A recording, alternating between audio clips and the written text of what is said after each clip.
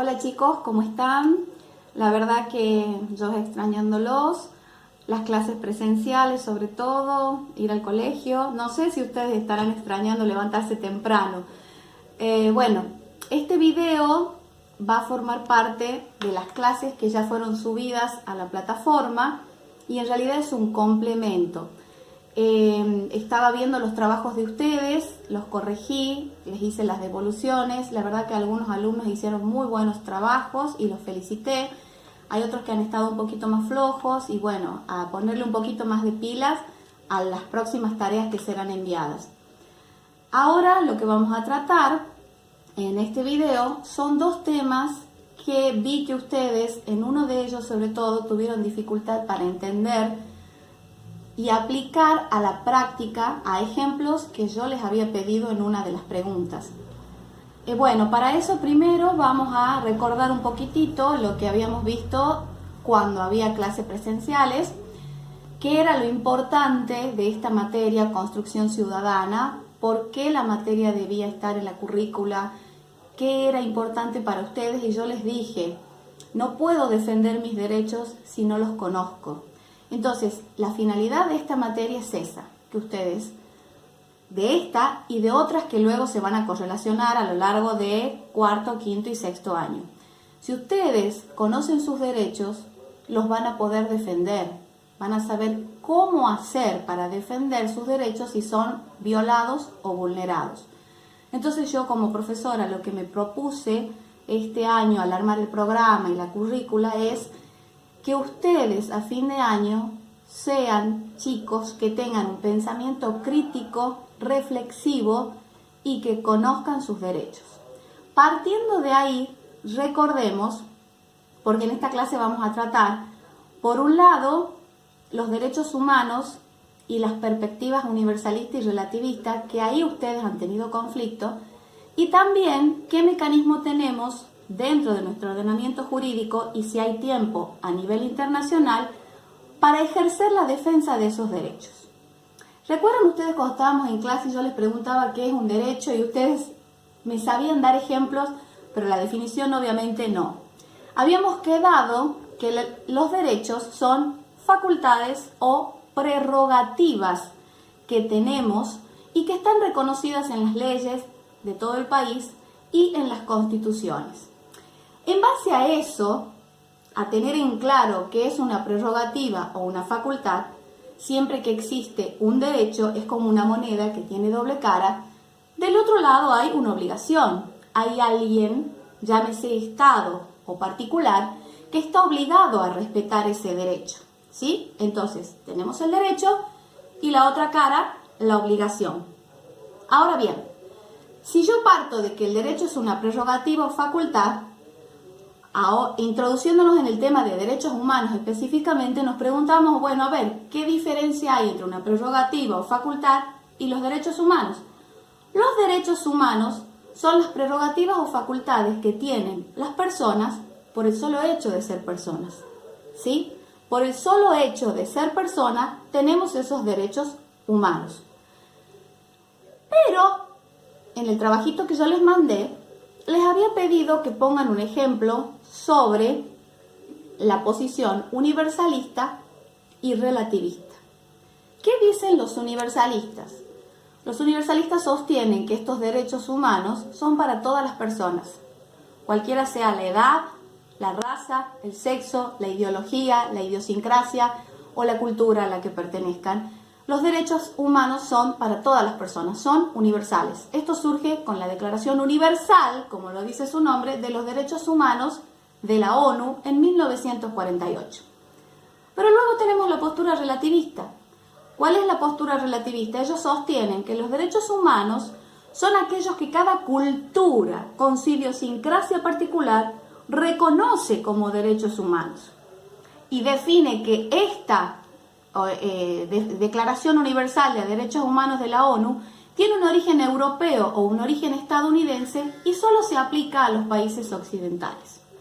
Para ponerlo un poco más claro, para la postura relativista surgió la Declaración de los Derechos Humanos dentro del Islam, que se hizo en 1990, se firmó en El Cairo, Egipto, Y países como Pakistán o el mismo Egipto y los que conforman, digamos, los países musulmanes, la mayoría de ellos firmaron esta declaración.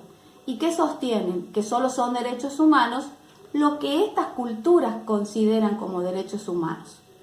Ahora bien, esta es la parte teórica. Quizás con un ejemplo práctico lo podamos entender.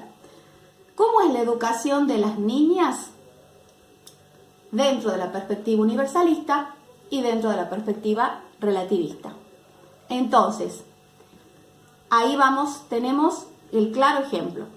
En la perspectiva universalista, acá en Argentina, las niñas pueden y deben, porque la escolaridad es obligatoria, la primaria y la secundaria, también pueden estudiar en universidades, en terciarios, tienen derecho a casarse libremente, a estudiar la carrera que quieran, no están confinadas, es decir, que porque sos mujer tenés que quedarte en la casa o en el hogar.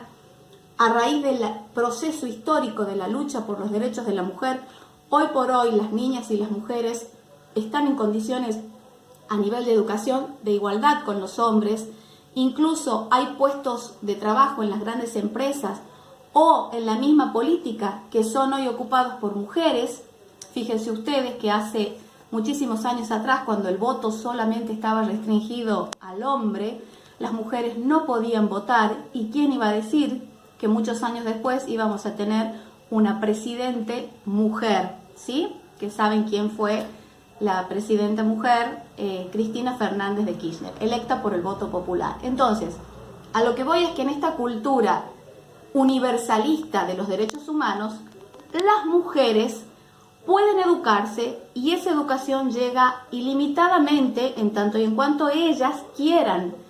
Deben estudiar primaria y secundaria obligatoria, pero después pueden hacer universitarios, terciarios, en fin, ocupar cargos en empresas, ser docentes, lo que ellas quieran, ¿sí?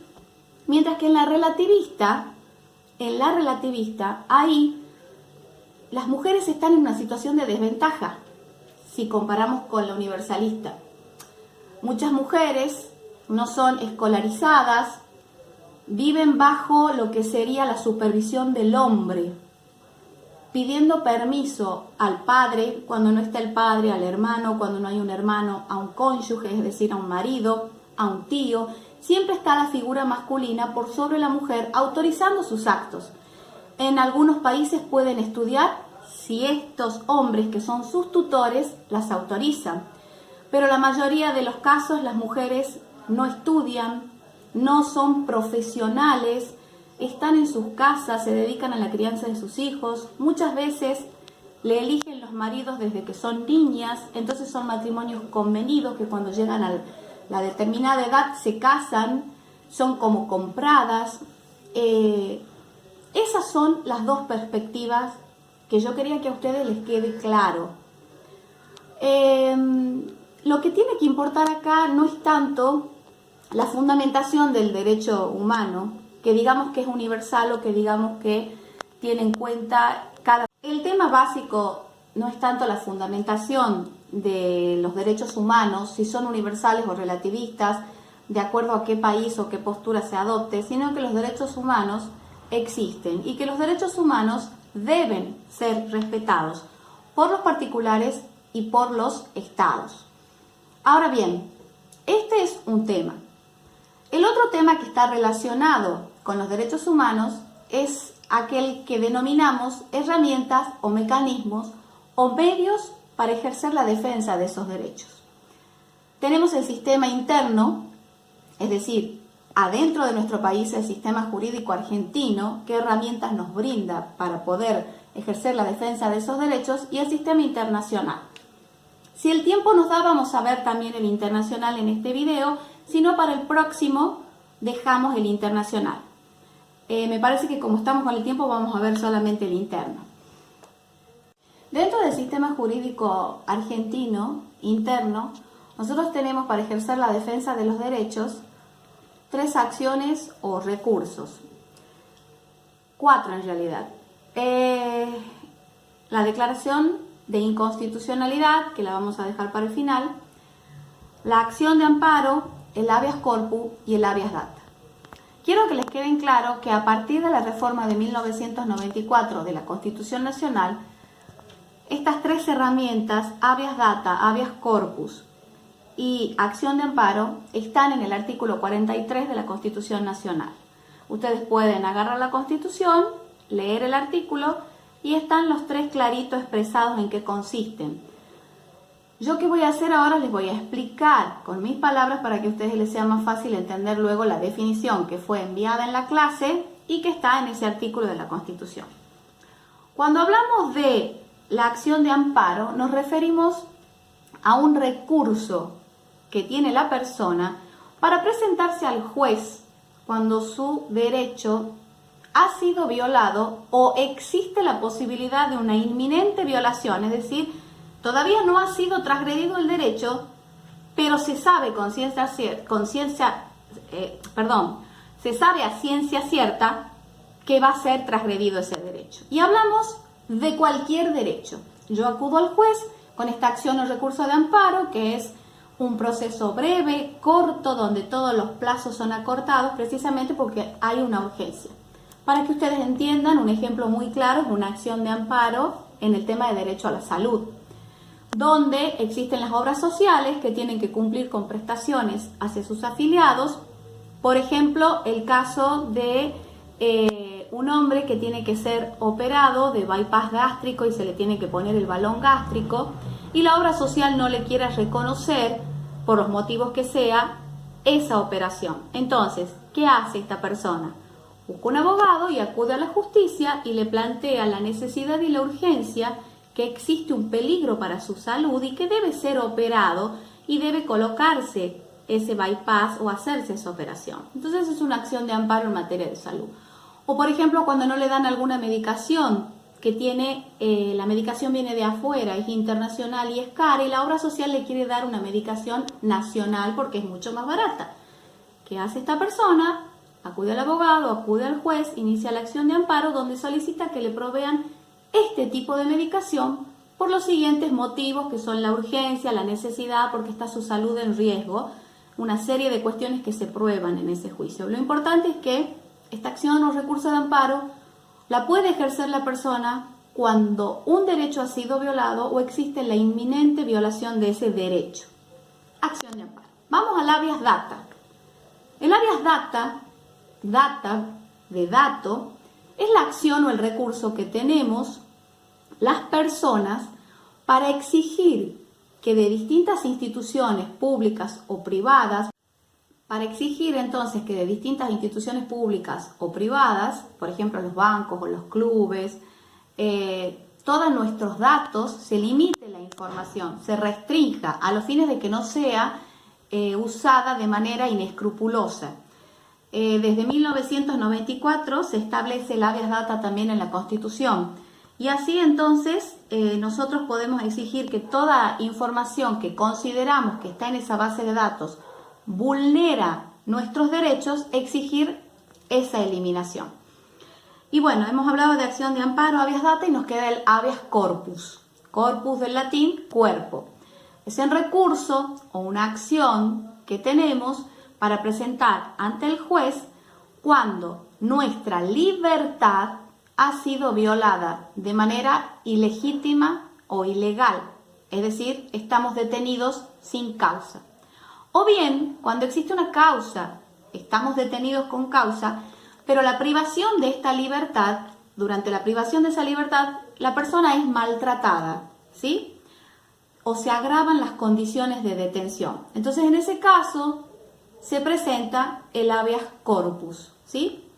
Bueno chicos, con esto terminamos al menos el video de ahora. Seguramente estaremos en contacto a través de la plataforma, con más tareas, con mensajes, con videos, con clases en vivo quizás. Ya lo vamos a ver. Espero que me hayan entendido.